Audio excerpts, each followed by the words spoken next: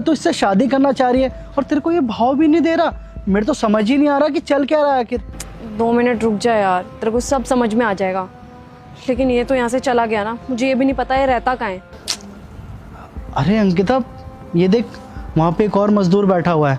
मुझे लगता है ना कि ये उसको जानता होगा। एक बार इससे पूछें। हाँ सही कह रहा तू, इसी से पूछ के देखती हूँ। भैया यहाँ पे जो काम कर रहा था आप उसको जानते हो? हाँ मैडम पता है, बताइए। भैया ये रहता कहाँ है? अगर आपको पता है तो प्लीज़ एक बार हमें ले चलो इसके घर पर। चलिए ठीक है, छोड़ाता हूँ।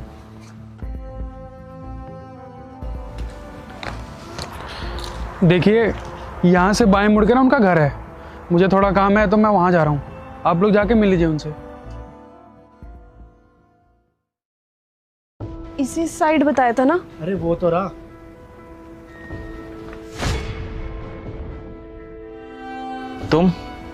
तुम यहाँ पर भी आ गई? तुम कहीं पे भी जाओ, मैं तुम्हें ढूंढते ढूंढते आ ही जाऊंगी। लेकिन क्यों क्यों कर रही हो तुम मेरा पीछा? क्योंकि मुझे तुमसे शादी करनी है। अरे क्यों करना चाहती हो मुझसे शादी? मैं एक मजदूरी का काम करता हूँ, मेरा खुद का खाने का ठिकाना नहीं है, मैं तुम्हारा पेट कहाँ से भरूंगा? अच्छा राहुल, अब ना तुम अपने वादों से मुकर रहे हो। तुमने नहीं बोला था मुझे कि तुम मुझसे शादी करोगे? यार तुम बचपन की बातों को कहाँ दिल पे ले रही हो? आज देखो तुम लाखों कमाती हो और मैं इतना छोटा काम करता हूँ। अरे अगर सुबह खाना खा लेता हूँ तो रात का सोचता हूँ कि खाना खा भी पाऊंगा कि नहीं। ऐसे में तुमसे शादी करके मैं तुम्हारी जिंदगी खराब नहीं करना चाहता। राहुल लेकिन अब तो तुम बड़े हो गए हो ना, क्यों अपनी जिंदगी खराब कर रहे हो यहाँ पे? तो मैं क्या करता यार, अपनी जिंदगी से बहुत ज्यादा परेशान हूँ मैं। अरे मेरे माँ बाप मेरे को ताने सुनाते रहते हैं सुबह शाम, मैं ये सब ताने नहीं सुन सकता था, तो इसलिए मैं वो घर छोड़कर आ गया। मैंने सोचा कि कहीं नौकरी कर लूंगा, लेकिन किसी ने मुझे नौकरी नहीं दी। अब भूखा भी मैं कितने दिन रहता, 2 दिन हो गए, 3 दिन हो गए। मजबूरी में मुझे मजदूरी का काम ही चुनना पड़ा। अरे जब तक घर पे था तब तक सब कुछ सही था, जब यहाँ पर आया तब पता चला कि इंसान को एक वक्त के खाने के लिए क्या क्या करना पड़ता है।